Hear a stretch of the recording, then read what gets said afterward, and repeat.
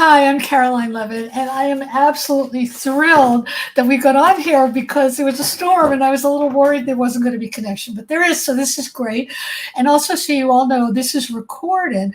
So even if you miss this, you can see it again on our A Mighty Blaze channel on YouTube, which is really great. Okay, so I'm the co-founder of A Mighty Blaze, which, as you probably all know, is the book initiative that began the day of the pandemic. It was started to help bookstores keep their doors open in some way and to help writers connect with readers and vice versa. So today we have Francine Prose and with the book 1974. And I just want to say, Francine Prose she's one of my literary heroines. She's absolutely brilliant. I've read all her books from the very first one. And when I saw this title, 1974, this is sort of my time. And of course I had to read it. And it's absolutely incredible. So let me give an introduction to Francine and then we'll let her talk. Francine Prose is the author of 22 works of fiction, including the acclaimed The Vixen, Lovers at the Chameleon Club, A Changed Man, Blue Angel, which was a finalist for the National Book Award, and more. Her nonfiction includes Anne Frank, the book The Life, the Afterlife, and the New York Times bestseller, Reading Like a Writer. She's a recipient of a Guggenheim Fellowship, a Fulbright Scholarship, and a Director's Fellowship at the Center for Scholars and Writers at the New York Public Library. Prose is the former president of PEN America Center, a member of the American Academy of Arts and Letters, and a distinguished writer in residence at Bard. So let me tell you some of the praise for this book. Beside mine, says the LA Times, the best book yet by the wildly prolific, astonishingly talented Francine Prose. I would agree with that. Daniel Mendelsohn said, remarkable, a fascinating and ultimately wrenching book. And yes, it is. So 1974 is about that pivotal year. It's about how our country changed politically and tried to create itself into something new and important. At the same time in this memoir, how Prose herself changed too, as a young woman and as a writer. In her 20s, she was in a relationship with counterculture hero Tony Russo, who had been indicted and tried for working with Daniel Ellsberg to leak the Pentagon Papers. Their relationship, which started in San Francisco, ended in New York, and it just about changed everything. So welcome, Francine. I'm so glad you were able to connect and able to get on here. We're delighted to have you here. Oh, thank you so much. Thank you for doing it. I really appreciate it. I want to remind everybody that you can put questions for Francine in the chat, and I will ask them of her after I have a chance to get my questions in. And also, I've made it very easy for all of you to order 1974 and all of Francine's extraordinary work right here. And I've given you the link. It's bookshop.org, and it's very, very easy, and you can use that. Okay, so the first question I wanted to ask you relies on a quote. One danger of writing about yourself is that you may learn things about yourself that you don't want to know. What did you learn that you didn't want to know, if anything? And what did this brave personal reckoning in this book change in you, if anything? Well, I think I remembered myself as a nicer person than I was, or certainly, I mean, because there were things that I did, I was young. I mean, that one of the things that I really realized writing the book is how different it is to be young. I mean, a whole different way of approaching the world and dealing with other people and what you think is necessary for your self-preservation, et cetera, et cetera, et cetera. So I was acting out of, my 26-year-old impulses and so forth. Right. So, when Tony Russo went quite mad in public, I just disappeared. I mean, I couldn't, there were people there that I knew would take care of him, but I couldn't do it. So, I found out, I was a person who did that. And then I found a kind of stash of letters from old boyfriends and so forth who I had apparently ghosted before ghosting was even like a thing that someone did. And they seemed to not have known that we'd broken up. And I was like shocked that I could have, that I was a person that could have acted that way. It was so thoughtful, I like to think of myself as so thoughtful now, and etc. So yeah, I mean I think that's mostly what I had in mind. That's incredible. Yeah, so I would love to hear the origin story. You said you decided to write this book when you took your granddaughter to see Vertigo. Was it Vertigo that did it to you, or was it your granddaughter's response to the movie? Well, that's that's like I've been saying there are only two lies in the book, and one is on the last two. They're both on the last page, and that's one of them. I mean, yes, Vertigo runs all the way through the book. I mean, my obsession with this movie about San Francisco, driving around San Francisco, and all the I mean, the movie's about obsession, and I'm with an obsessive, and I am an obsessive, so etc. And then it ends with at Bard, where I teach. They did a showing of Vertigo with a live orchestra, and it was like in the Fisher Center. It was spectacular. And my granddaughters were like 6 and 10 at the time. And for some reason, I thought that these little girls needed to go see Vertigo. And the thing is, I guess I thought that there would never be an opportunity, or might not ever, for them to see the movie with a live orchestra, which was probably true, or maybe true. So, and the thing is, they got it. They totally got it. I mean, before, the same little girl who's in the book, before the movie started, she just heard the music, and she's tough, and she's going, it's too scary. And I said, there's no blood. But anyway, so what I say is that during the movie, I started crying, which is true. And during the movie, Milena comforted me, which was true.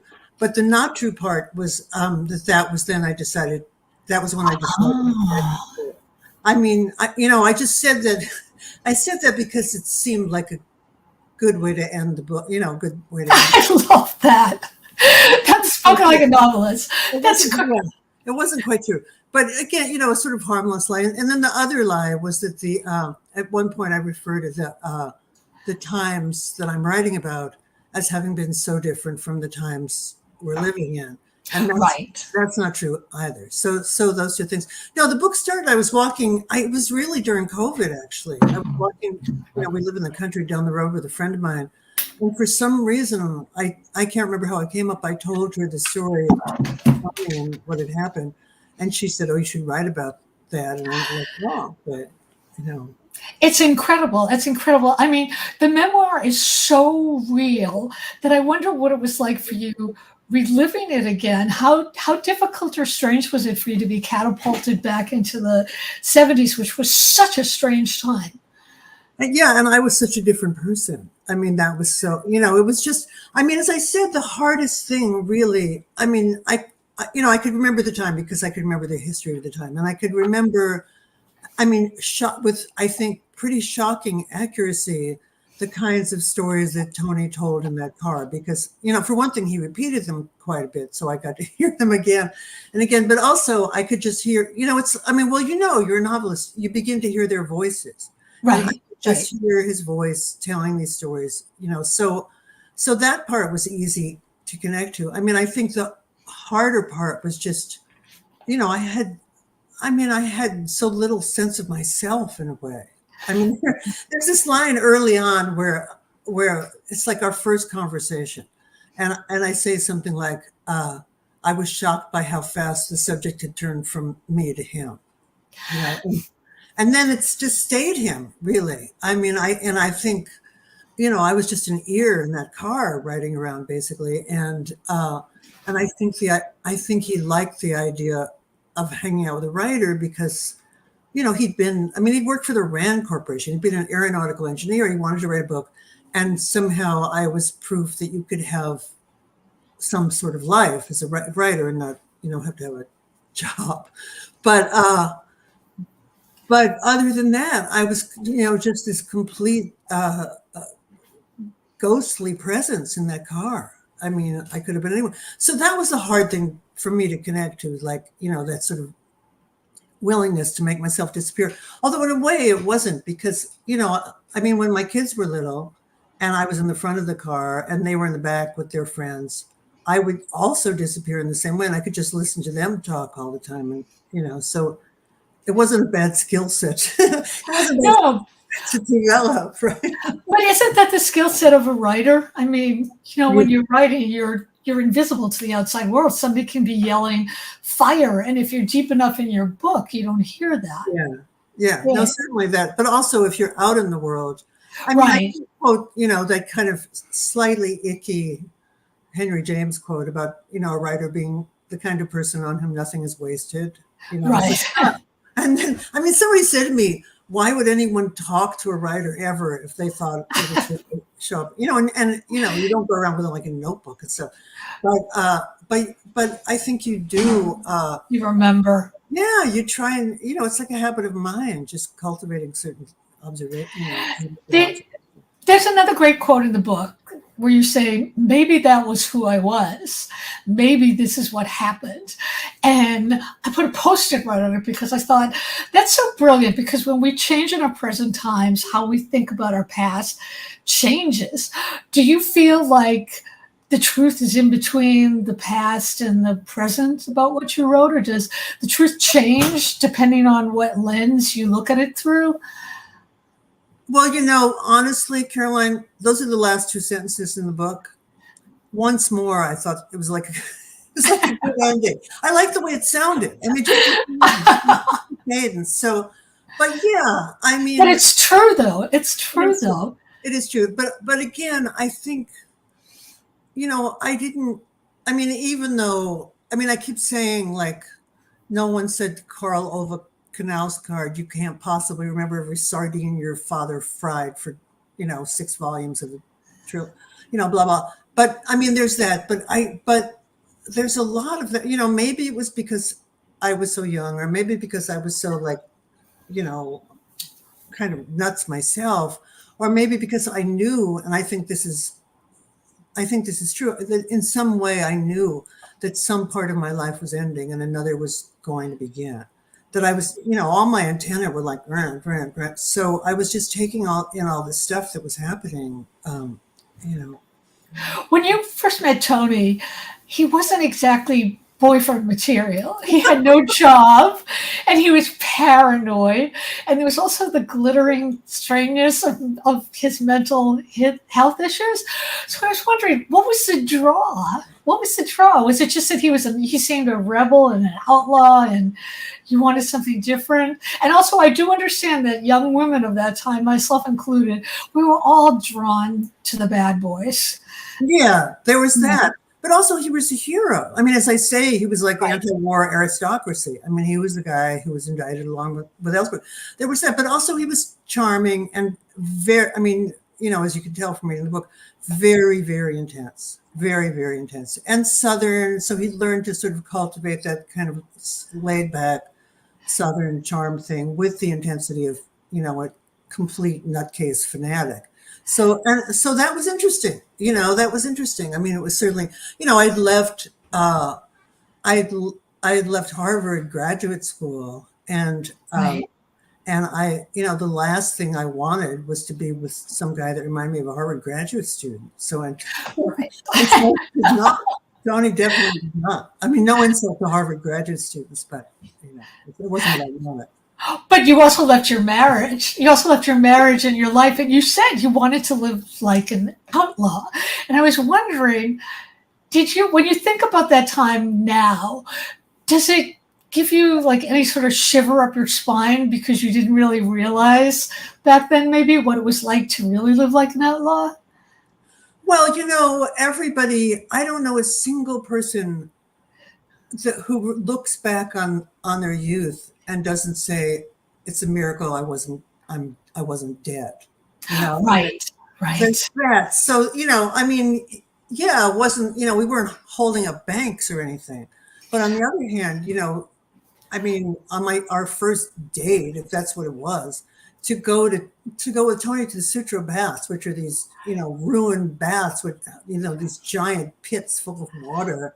And I'm standing on the edge of this giant cistern with some slightly crazy guy I've just met. And, it turned out to be fine. But I, if I heard about my granddaughter doing that, I would just be hysterically insane.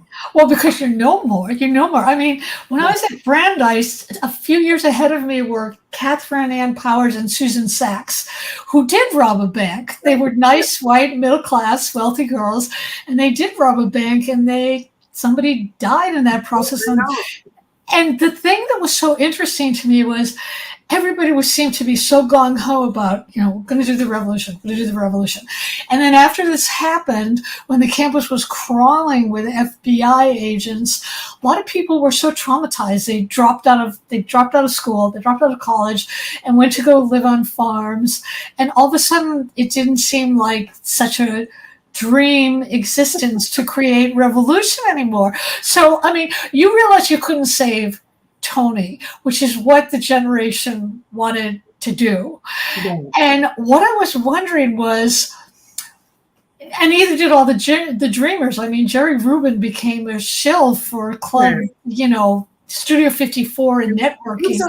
He was working for the stock market, wasn't he? Yes, he was. He was. And while we think, oh, that is so incredibly sad, and some people think they're sellouts, on the other hand, you can't go around with that intensity, robbing banks and doing things like that. So what I wanted to know is, do you think that we ever can save ourselves or from things like that? Or do you think that it's just too hard to sustain that? Well, I mean, like, I look at the world now. I mean, I look at what happened back then, where we all really thought we were going to have a revolution, a great revolution, and women's rights and all this other stuff, and it just didn't happen. And most of those people who are at Woodstock they did become stockbrokers, or they went for the jobs, or this and that. But I look at the world now, and I think, how can we had this women's march and I don't believe anything really came from it, which saddens me. So I guess I'm wondering, do you think that there are ways that we can change the world now which will work other than voting? Well, I think we're about to find out. I mean, my own pessimism about where we're headed is pretty intense. So I think, I mean, we may reach the point where it's not a choice anymore. And already, I mean, just over the last few years, my students are much more inclined to feel that they have my Bard students, that they're activists of some kind, that they can do. That's good. Because I remember, like, in 2016 or before that, saying to them, like, why isn't everybody out in the streets? And they would say, like, look, I'm a barista in Tivoli. I need the job to pay my tuition. I don't want to get fired. And I got it. I totally got it, so. Yeah, I get that too. I want to talk about your finding yourself as a writer a bit. How did all the times that you went through and all the experiences change the way you saw your writing, and also how you saw yourself as a writer? Did it take on more importance or just different importance? You mean then? Like then, and as I'm looking at back then in 1974, how you changed as a writer, how you found yourself as a writer. Excuse me, I still have this COVID cough. How did your writing change, and how did the way you saw yourself as a writer change? Let's say from the 1970s to 1980. Well, you know what happened? I mean, in the 70s, I was, as I say in the book, I was sort of influenced by, like, Garcia Marquez and Guinness. And so there was a kind of slightly magical realist quality to what I was doing. But then when it really changed in the 80s, in the early 80s, and I actually, it's the only thing I could thank the Reagan Bush years for, because Carolyn,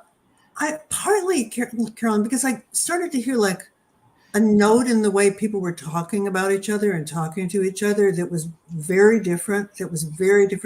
And I had an impulse to just get that down on paper. So, so then a lot of things, I mean, I wrote Primitive People, which is a lot about sort of, the way you talk to children or to somebody who's working for you, and you don't think anyone's listening, but the children are, and the people who are working. Right.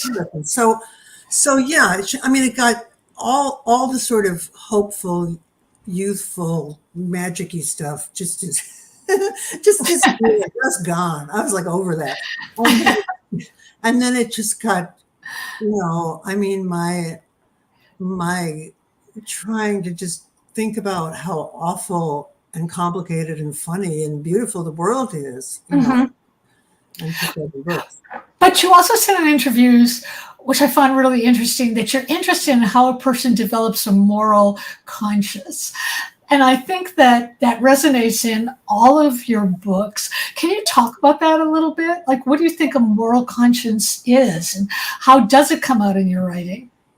Well, all of them, I mean, or not all of them, but a lot of them, the dilemma is a moral dilemma. It's not like, should I kill this person or not? It's like, Right. It's more what I subtle. know, should I do something that I know is wrong? I mean, in Vixen, the main character is trying to figure out, should he really get all behind publishing this sleazy trash novel about the Rosenbergs and the Rosenberg, so that is a moral question. Or, Blue Angel, it's like, should he sleep with this student he's obsessed with? Another, I mean, Right. and, some of them kind of, I mean, the guy in the Vixen wakes up, the guy in Blue Angel is made to wake up, I guess you could say. So yeah, I mean, a changed man, a neo-Nazi who wants to be like a poster boy for neo-Nazi reform, and then actually, it's like pretends to be changed and then is changed. So yeah, I mean, it's always interesting to me. I don't. I also love that you said that having your first child made you no longer the same person who thought it was interesting and fun to speed around San Francisco in the middle of the night. I love that because after I used to be very interested in, reading about serial killers and why they did what they did. And as soon as I had my son, that interest just left. Yeah. I didn't want to know about it at all. Did you feel that you became an adult when you a real adult when you had your first child? My life changed completely. I mean, my life changed completely. We moved to the country. I mean, P.S. We moved to the house we're still living in. So, and we had 2 kids, and my life has been very, comparatively, I'm knocking on wood here, calm since then. I mean, it's been, I've written and taught and gone places and stuff, but it's not, I try to avoid situations that seem dangerous to me. I have kids, or, and now I have grandkids. It's like, I'm not just a complete free agent who can just act out in insane ways. the way I was then. I mean, Right. It's a total change. I swear it changes your genetic makeup. Yeah. if you don't change, newsflash, it's not great for the child. The child Right. needs, the child Right. is the child. The child can't help being a child. It's Right. helpful for the child to have an adult around. I mean, Oh, we have a very excellent question that I want to post up. Okay, this is from Robin Stull. How does a moral consciousness develop? I don't know. I mean, that's such a good question. I don't know. I mean, I don't know. I think kids watch things, but then again, I think it's, what do I want to say? I think it's easier for kids whose parents are really trying to be decent human beings. I mean, they just have the example of that all the time. But then there are kids who figure it out on their own. I mean, who just, I don't know. It's like, do you want to be the person who tears the wings off the fly? Do you want Right. to tell someone not to Right. tear the wings off the fly? Right. You have another one. Aren't you glad you did what you did in the 1970s? Yes, yeah. No, I really, absolutely. I mean, I don't. There were certain things that I totally got out of my system. I mean, I really totally got out of it. And also, if I was going to have kids and lead a kind of settled down life and so forth, I wanted to be done with that, or I wanted to do it enough and weirdly enough that I didn't think, oh, I need to go driving around with some maniac Right. San Francisco in the middle of the night. I want to talk about your book, Reading Like a Writer, which is really helpful for anybody who reads and everybody who writes. How can you tell? I mean, I know the answer to this, but people out there, listeners may not. How do you read as a writer? And does it take away the pleasure of being immersed in a story for you to step back and figure out how the writer did what the writer did in the story? Well, it's just slowing down and reading word by word and saying why this word and not another word, why a semicolon not a period, just looking at it, taking it apart. I mean, you don't read everything that way, and you don't have to read Right. everything all the time that way. But just when you find something that seems especially so amazing that you can't figure out. Right. You stop and you look at it. Yeah. Then you stop and look at it and go like, oh my God. Do you still read tarot cards? No, I don't. No, I don't. I stopped. In fact, but I have the deck here, and I gave the deck and a book to my granddaughter, but she seems to have no interest in it. So, Yeah, I've been to make a living another way. I also think that, do you really want to know the future or how the cards see your future at that moment? Well, a friend of ours up here, his daughter, I think makes a very good living doing online tarot readings. Oh. So it's out there. I mean, it's out there, and people, as I say in the book, I did it one summer at the Bread Loaf Writers Conference, and I was like shocked at how many people wanted to know the future, and they were horrified. They wanted me to stop. They asked me to stop because people weren't going to their workshops, and so they're getting their cards read. And then I said something like, well, they paid $800 for one opinion, they might as well pay $5 for another one. And I was like, as soon as I said it, I thought, uh-oh. So, and I wasn't invited back for a couple of years, but then they kind of forgave me. And so I want to know, what's the worst writing advice you could give, and what is the best? And bonus points if you tell us the best and the worst advice that was given to you personally. Well, the best is easy. I mean, I had a teacher in college, and then during my unsuccessful couple of years in graduate school, and he showed me how to line edit. It's very important. Gift. It's a gift, and it's actually something you can teach. It's not that hard, and it's, as we were saying, it's like, reading by word. Do I really need this? Is there like right? Is there a better word, better way to do it? Is there? I think maybe there's one word that can do instead of the 10 words that I thought I needed. So yeah, so that, my teacher was named Monroe Engel, and I'm endlessly grateful for him to, showing me that. And then, there are other teachers that just turned me on to writers that I might not have known about otherwise. And that certainly can be taught. That helps. The worst is like, write what you know. What does that even mean? Oh, well, I'm so glad you said that. I hate that. Write what you know. Like, write what you want to know about. Or, or what you imagine. Or what you imagine. Right. Right. So that's bad. Then tell, don't show, or show, don't tell is equally bad. Because it's just. Well, sometimes you need to tell. Yeah. Sometimes you actually is told all the time, and no one said. Yeah, that's true. That's true. So, tell me about your students at Bard. Are they writing about things that you never would have considered writing about yourself when you were their age? Like, how do you see the difference in writers coming up today? Well, I don't read I teach a literature class. So I generally don't know what they're writing, but sometimes they'll give me just give me a their interpretations must be different of some of the books you read, though. Oh, they're so good. Last fall I taught Jane Eyre and Great Expectations, and it was just bliss. It was just a whole semester of bliss. They totally got it. They got all the nuances and all the complexities. They understood why it was great. And I've said this before, but Jane Eyre, I asked them to read aloud because there are all those conversations between Jane and Mr. Rochester that you can't figure out what they're talking about. It's about sex, but you can't figure that out.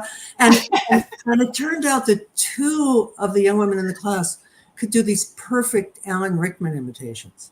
So they read Mr. Rochester in the completely accurate voice of Alan Rickman, and we were just weeping from laughter. So it was just a joy to go in there, and talk to them about these books once a week. It was just heaven.